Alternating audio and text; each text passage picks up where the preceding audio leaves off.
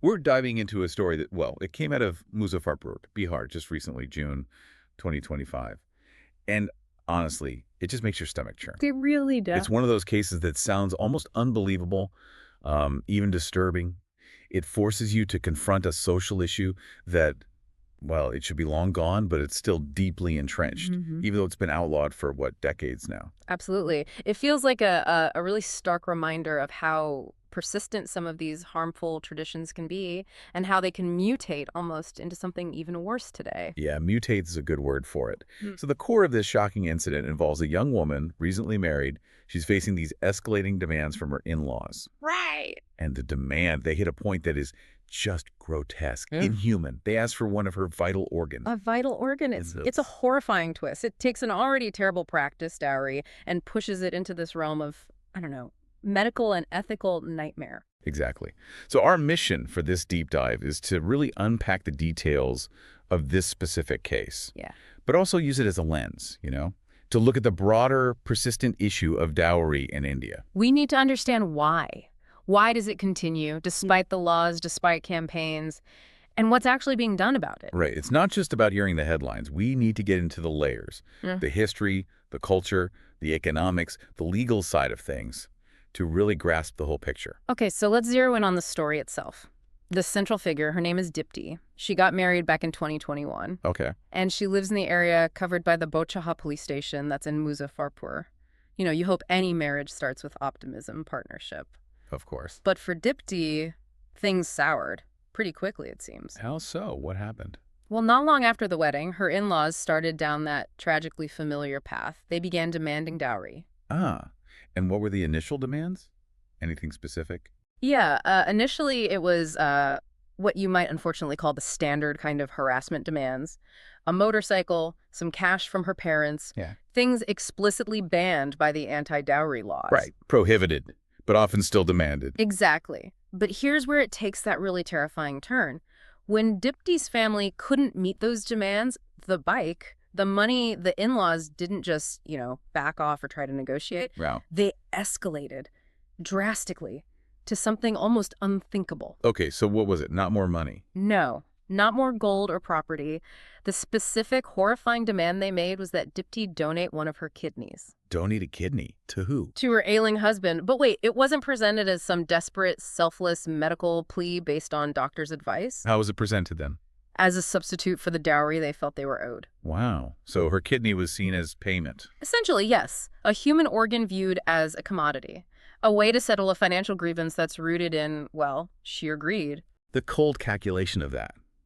It's just staggering. To reduce a vital organ to a bargaining chip in a dowry dispute, it's a level of dehumanization that's hard to process. It really is. So what did Dipti do, faced with this impossible demand? And this is where you see incredible strength, real courage. She didn't submit. She didn't just suffer in silence. Good for her. She made the incredibly brave choice to go to the women's police station in Muzaffarpur. That was on June 10th, 2025. And she filed a formal complaint. She exposed this cruel, shocking demand. That took guts, especially considering the pressure women often face to keep these things quiet, The fear of stigma, more conflict. Absolutely. Her decision to speak out is hugely significant. And her story, the organ demand makes it uniquely horrific, but it really does shine a light on this bigger issue, doesn't it? Dowry. It does. Even now, 2025, with all our tech and progress, dowry isn't some, historical artifact. It's active, it's causing harm, and it's showing up in these incredibly disturbing new forms. And we should probably just clarify for anyone listening, dowry is basically the expectation that the bride's family provides gifts, cash, jewelry, cars, whatever, to the groom's family, right? That's the essence of it. And crucially, it was outlawed in India way back in 1961. The Dowry Prohibition Act. Both giving and taking are illegal. But the problem's always been the gap, hasn't it? Between the law and the books and what actually happens on the ground. Enforcement. Societal acceptance even. Precisely. And Dipti's case, shocking as it is, isn't totally isolated in terms of the underlying violence and coercion that stems from dowry demands. It fits a pattern. A really disturbing pattern. So there are other cases, similar situations. Sadly, yes. We need to look at those to understand the scope. Remember Rita Sarkar's case in West Bengal back in 2018? Vaguely remind me.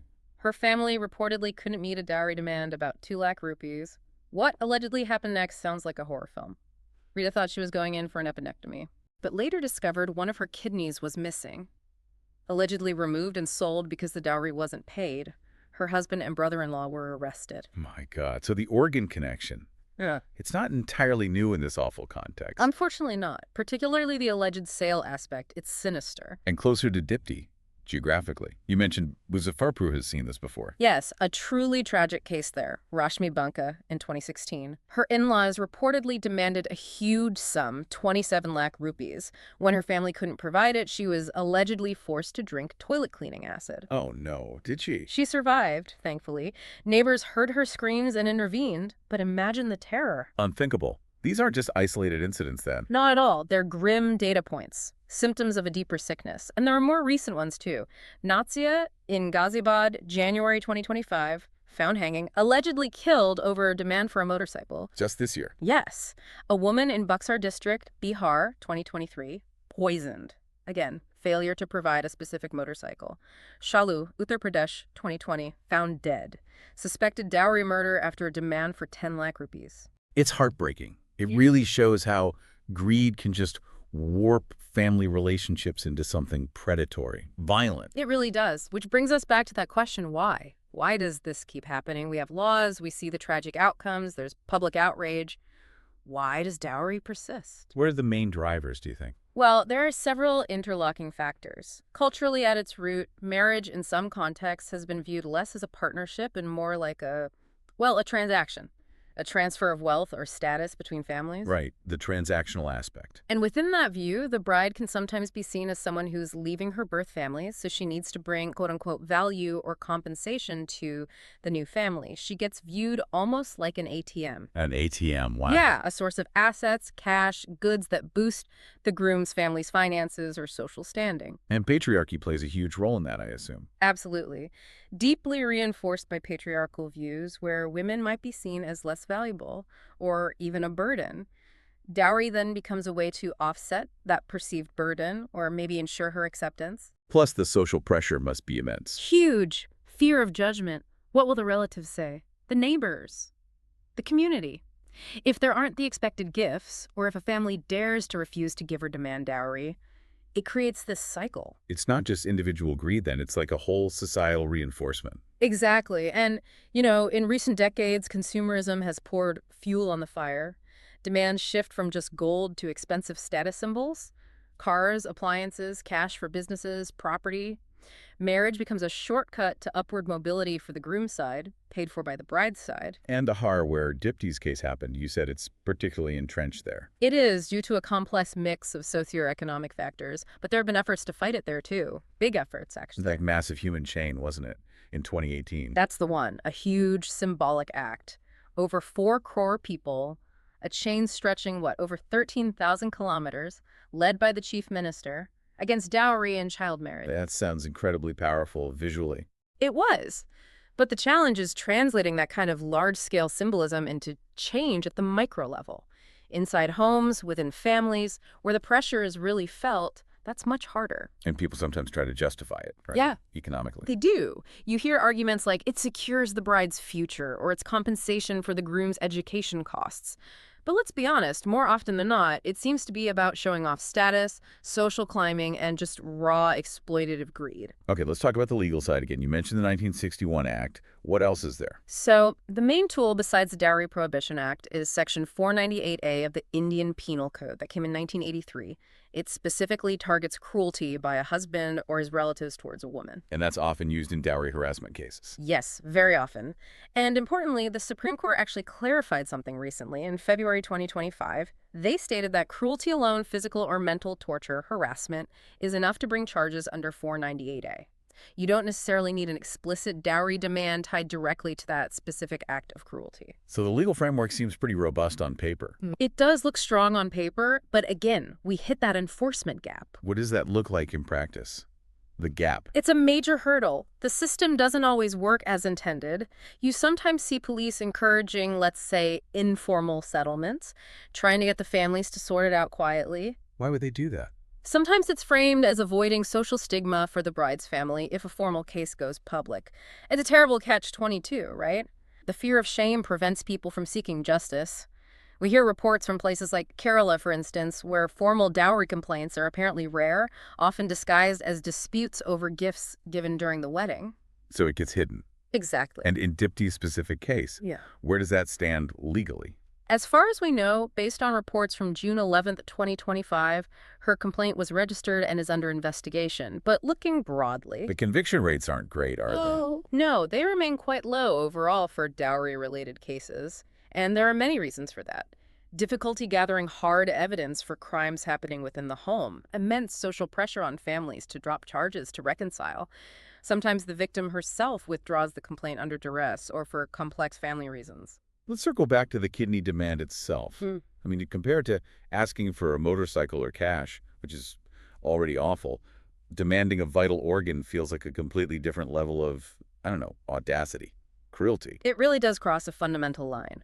Organ donation, when voluntary, is noble, a gift of life. But coercing someone, demanding it as payment, that's a profound violation, a medical and ethical abomination. And that connection you made to the Rita Sarkar case, it's chilling. It suggests this isn't totally unthinkable, even if rare, that organs can enter this dark equation. Yes, whether demanded outright, like in Dipti's case, or worse, allegedly taken and sold under false pretenses, like in Rita's. It's a horrifying possibility that exists in this context. And the motive in Dipti's case. It seems particularly twisted, using the husband's actual illness. Exactly. Exploiting his genuine medical need became the sort of perverse justification for their greed, turning a potential life-saving procedure into just another way to extract dowry. It's just cold and calculated. But despite all this darkness, you mentioned efforts are ongoing. Public outrage is growing. Yes, there's definitely pushback. Bihar, as we discussed, has had these high-profile campaigns.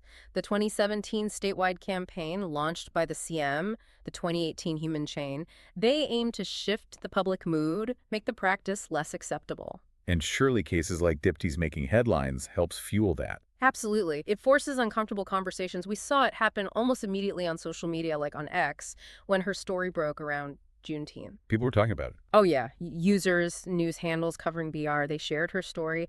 And there is this wave of outrage, condemnation. Social media can be really powerful for amplifying these stories and creating that immediate protest. But online outrage alone doesn't fix it, right? No, it's important for visibility, but it's not the whole solution. The bigger picture needs deeper, systemic changes. We have to talk about changing mindsets, fundamentally. Where does that start? Education. Education is absolutely critical. Teaching young people, boys and girls, that marriage is a partnership. It's about equality, respect, not a business deal. That women aren't commodities defined by the gifts they bring. And empowering women economically must be part of it, too. Hugely important. Financial independence gives women more agency. They're less likely to be seen as just an economic burden, and they have more options if they face harassment or violence. We also need to talk about the responsibility of men and their families, don't we? They're the ones often demanding it. Yes. They play a central role in keeping this cycle going.